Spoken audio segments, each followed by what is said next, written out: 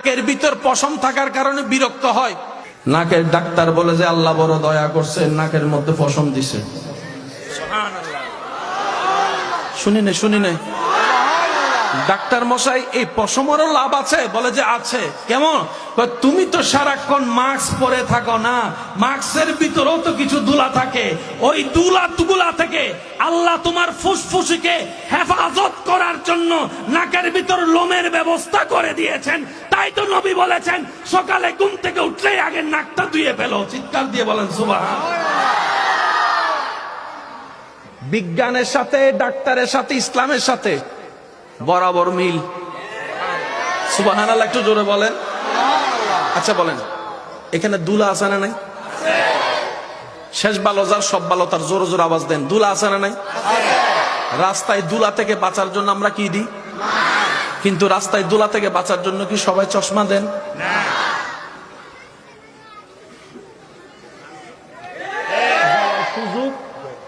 দুলা দুই প্রকার, একটা দেখা যায় আর একটা দেখা যায় না। এখানে দুলা আছে না নাই? এবার আপনি যে তাকাই আছেন, দুলা চোখে ঢুকতেছে কি ঢুকতেছে না? এতগুলা দুলা যদি এক মাস ঢুকে, চোখ তো শেষ। চোখ এসো সিরিঙ্গা আওয়াজে হনবা চোখ। কিন্তু চোখ শেষ হয় না কেন? একটা বালু যদি চোখে পড়ে কসলাইতে লাল হয়ে যায়। এতগুলা দুলা ঢুকে, চোখ এত পরিষ্কার কেন?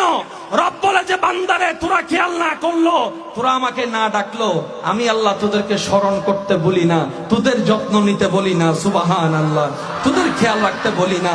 এবার বান্দা বলে যে আল্লাহ চোখের যত্ন তুমি কিভাবে নিচ্ছ? রব বলে যে সকালে ঘুম থেকে উঠার পরে তুই যে বাথরুমে ওয়াশরুমে গিয়ে মুখ ধৌত করস, কুলি করার পরে দেখোস চোখের কোণার মধ্যে কিছু ময়লা দেখা যায়, চোখের কোণার মধ্যে ময়লা দেখা যায়। সুবহানাল্লাহ, চোখের কোণার মধ্যে ময়লা দেখা যায়। রব বলে যে সারা রাতে তোর সমস্ত ময়লাগুলো আমি কেতুর করে বের করে দিচ্ছি। সুবহানাল্লাহ। ভাই আপনাদের কি কষ্ট হচ্ছে? না। ঘুমন্ত মানুষকে কখনো সুকুলটাই দেখছেন? কেউ দেখছেন? আজি যাইরে সাহেবে দেখবেন চোখটা ঘুরে। খাবার দুই প্রকার, একটা পেটের, একটা অন্তরের। এটা হচ্ছে অন্তরের খাবার, রুহের খাবার, প্রেমের খাবার। কথা বলেন কিনা?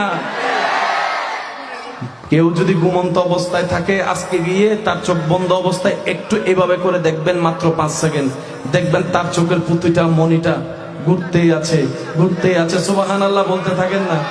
আপনি জাগ্রত অবস্থায় কখনো চোখের মনি গুনাতে পারবেন না, মিনিটের পর মিনিট।